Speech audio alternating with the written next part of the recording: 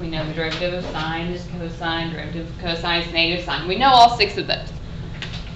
If I gave you an inverse function and asked you to find this derivative, we do not have a formula for the derivative of an inverse. So the very first thing I need to do is rewrite this so it doesn't have an inverse. If you have an inverse and I want you to write it without, what do? How do I move this sign? Yeah, you flip it. So it becomes sine of y equals x. Okay, so the inverse, if you want to move it to the other side, it just becomes a regular trig function. All right, now we could do this derivative, couldn't we? Derivative of sine is cosine, so it'd be cosine of y. But when I do the derivative of a y, I would have to put dy dx equals, what's the derivative of x? 1. Solve for these. So you can divide by cosine, so dy dx is 1 over the cosine of y. Now, most likely I don't want a formula that still has a y in it. I would prefer it to be in terms of x. So we have to kind of go back to what we know about our trig functions. Using there's one identity that we have that I've told you over and over again. You need to know this one, you need to know this one. It involves both a sine and a cosine. Sine squared x plus cosine squared x equals 1.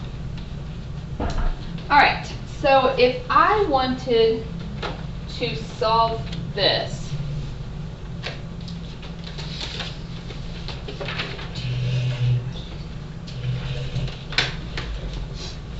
all right, instead of the x's right now, since I have a cosine y right here, could I call these sine squared y plus cosine squared y equals 1? Because it's true no matter what the angle is. And I want to solve this for cosine. Oh, yeah.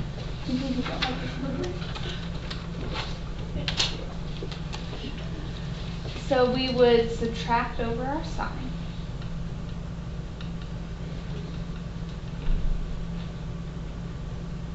How would you get rid of your square?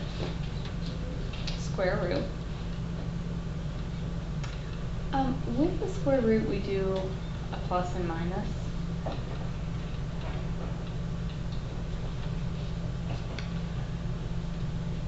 right. This goes back to more trig for a second.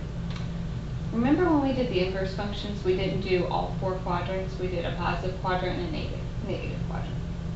So for sine inverse, it could exist in quadrant 1 and quadrant 4. If you think about those quadrants, in quadrants 1 and 4, cosine is positive in both of those, isn't it? So that means my cosine has to be the positive square root in this scenario.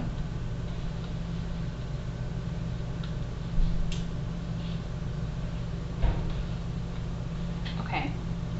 Final thing I want to do, instead of sine of y, I know sine of y equals what? X. So I could replace this with an x. So cosine y is 1 minus x squared.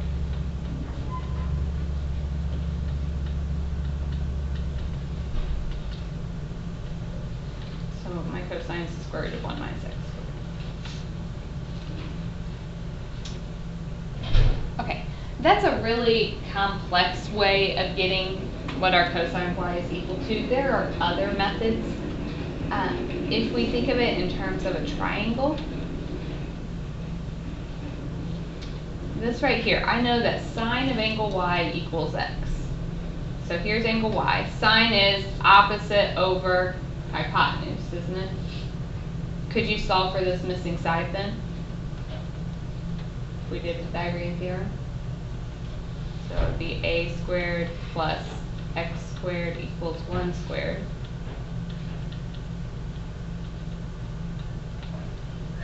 And then to solve for a, it would have to be a positive there, square root, and you get your missing side be the square root of 1 minus x squared.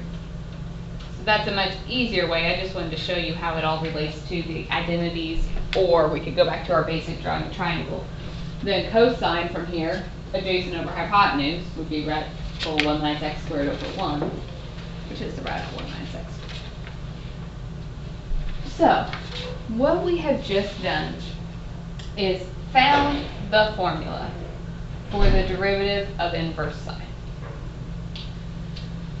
I am not going to make you memorize these formulas, so the derivatives, the inverse trig functions. If you make a note, it's on page 214 in your textbook. There is a table at the bottom that has all 6 inverse derivatives. On the homework, when it asks for one, you're welcome to use the formula. If I asked it on a test or quiz, I would give you a copy of those formulas. So ultimately, you need to be able to use them. What we've done is just derived it. You should be able to use them. I would like to derive one more of them, and then we'll just do a couple examples practicing.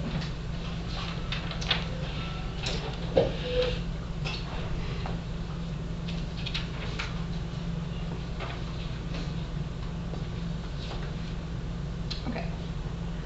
So if I wanted to find the formula for the derivative of inverse tangent, what would my first step be?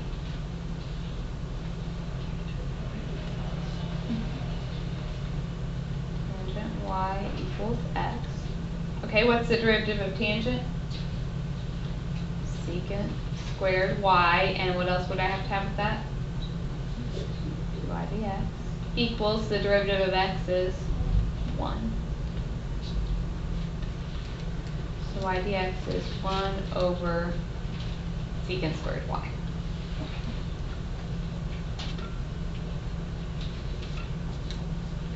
Okay. So if I wanted to rewrite this so it didn't have a y, let's use our triangle.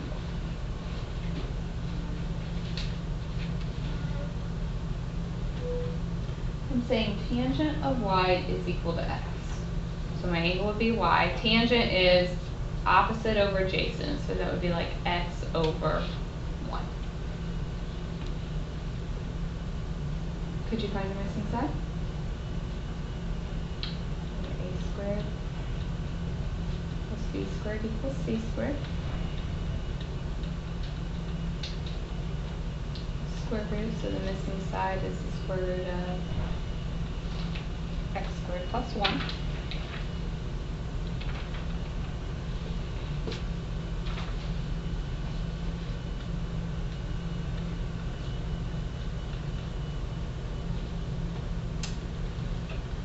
What's the formula for secant?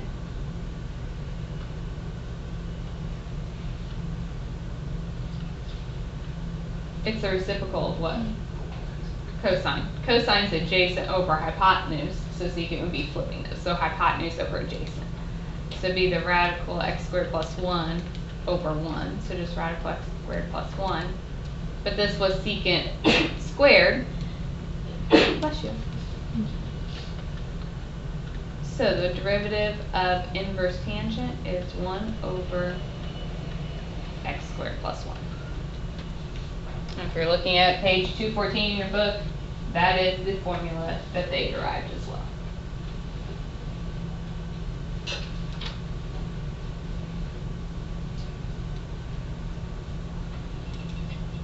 Questions?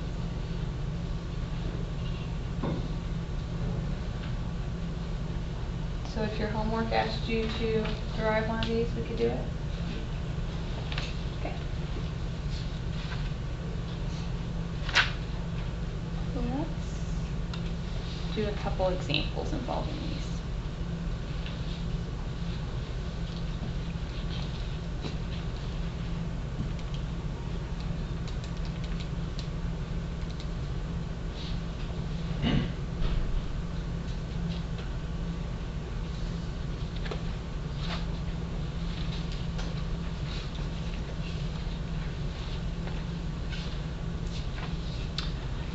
So the first one, if I chose, we could either keep it as a fraction and have to do quotient rule. We could think of this as sine inverse to the -1 power. So if you did your derivative,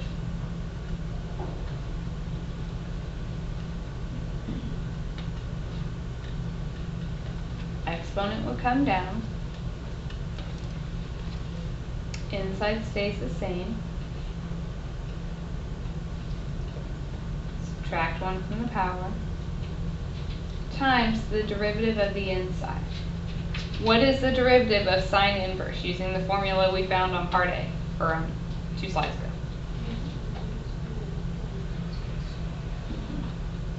X just represents the angle, so if my angle were like a 4z, you would have to have a 4z squared. Okay, whatever your angle is goes in for your x. If I wanted to clean this up, this -2 would move it down to the bottom, so it's sine inverse squared times the square root of 1 minus x squared on the bottom. And that's my derivative.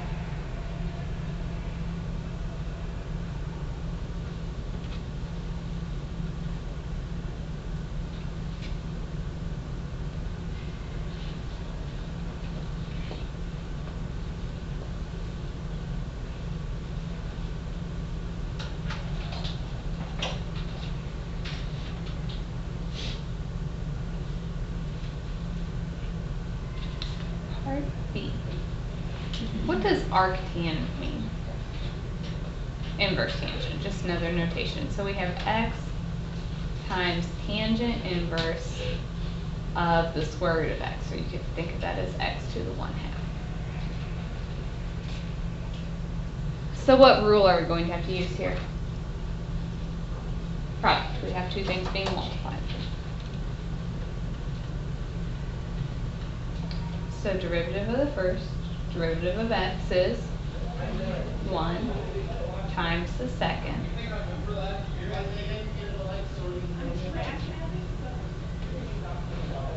plus the first times the derivative of the second. Derivative of tangent inverse is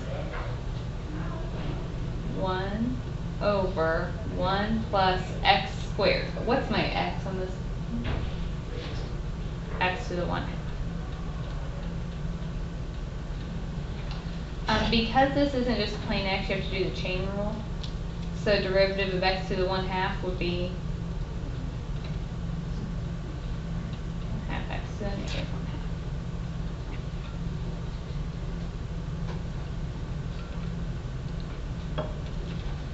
Okay, have I lost anybody right there?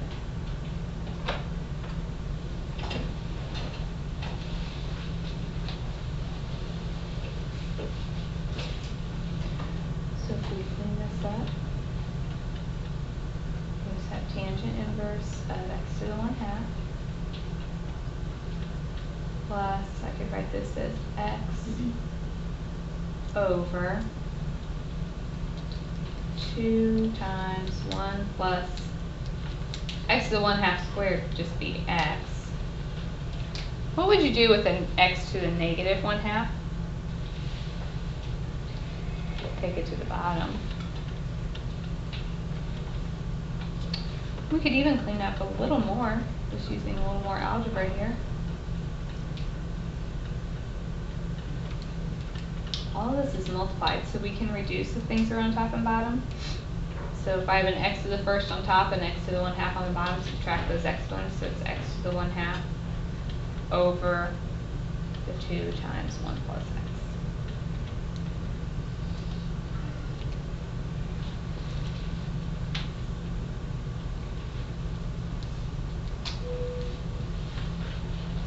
So definitely a little bit uglier there, but you are just using your formulas for the derivatives of the inverse functions.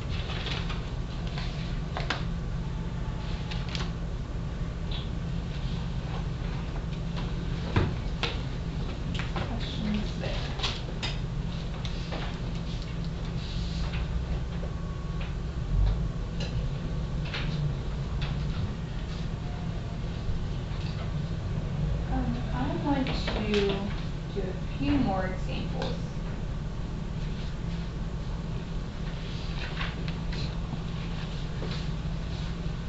just some things that I noticed we had trouble with. I just put on here, you've got all the derivatives on page 214 if you need it. Second derivative, I've answered a lot of questions about that, so let's try one. If I asked you to find y double prime of cube root of x plus the cube root of y equals 12.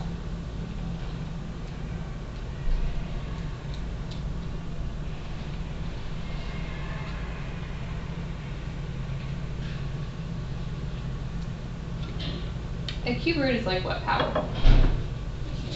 1/3. So you could think of this as x to the 1/3 plus y to the 1/3. So let's do the first derivative. Derivative of x to the 1/3. 1/3 x to the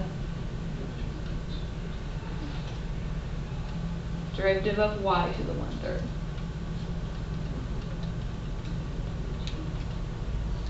And it needs equals derivative of 12.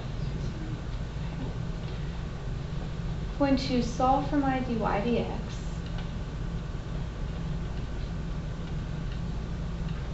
So I'll subtract over my x term.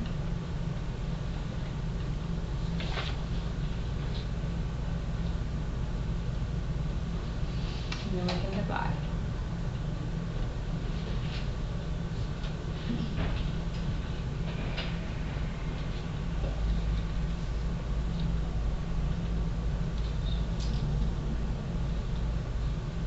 So we have dy dx equals. What happens to my 1/3? They cancel.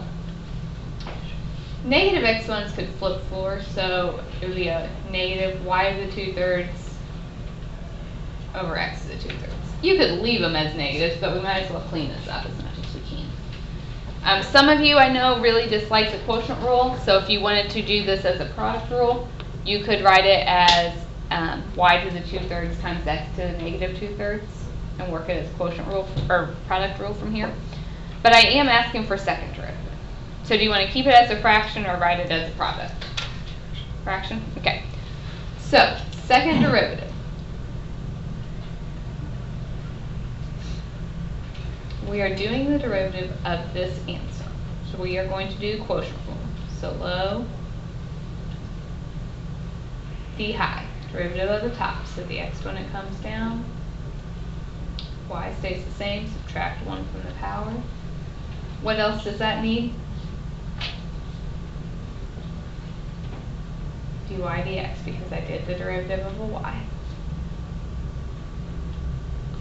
Minus high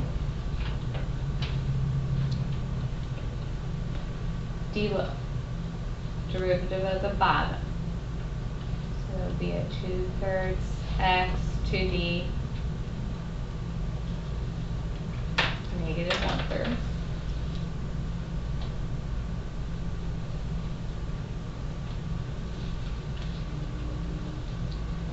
All over low squared.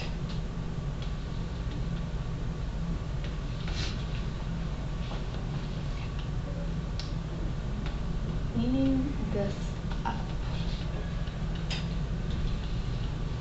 So that's a negative 2/3 x to the 2/3 y to the negative 1/3. What's dy dx equal to?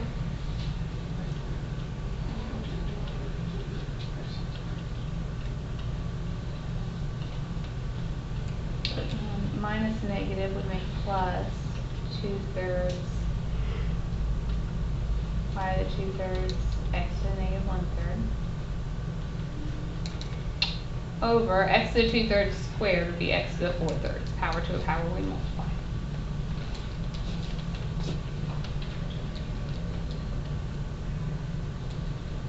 What happens to my x's in this term? The x to the 2/3 here and here. They cancel. Can we leave a fraction in a fraction? No, so how could I get rid of that? Well, multiply by 3 on top and bottom. Okay. So that would give me a negative 2. Y to the negative 1/3 times y to the 2/3. Oh, it's actually not negative anymore, is it? Because you have a negative times a negative, so it's a positive. With those, you add exponents. Negative 1/3 plus 2/3 is 1/3. 2/3 times 3 is 2. Y to the 2/3, x to the negative 1/3. On the bottom, we get 3x to the 4/3. Okay. There is more we could do to simplify from here by factoring out and dropping down so we don't have negative exponents. But this answer would be sufficient for me. Okay, so the problems are a little bit long. You need to make sure that your work is legible so you can get from one step to the next. Are there others that you are having trouble with that you want me to work out a sample problem like?